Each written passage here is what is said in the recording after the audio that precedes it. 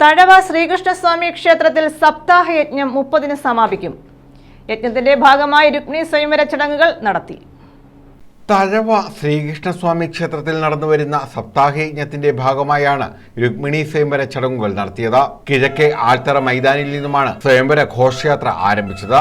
തുടർന്ന് പ്രധാന ക്ഷേത്രം വലം വെച്ച് യജ്ഞശാലയിൽ എത്തിയതോടെ സ്വയംവര ചടങ്ങുകൾ ആരംഭിച്ചു.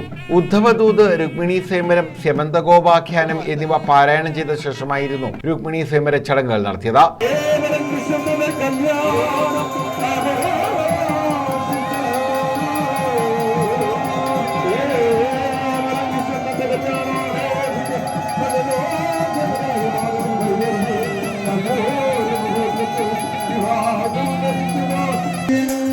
ലക്ഷ്മി നാരായണ ഭദ്ര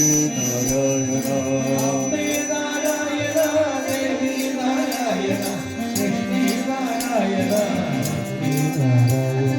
അമ്മേ നാരായണ ദേവി നാരായണ.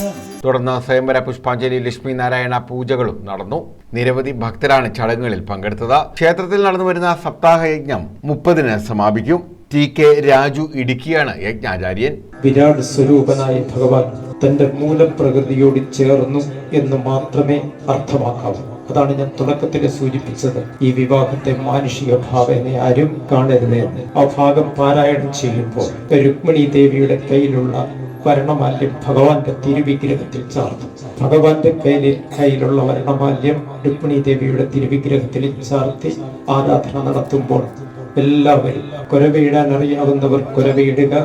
News bureau, Thazhava.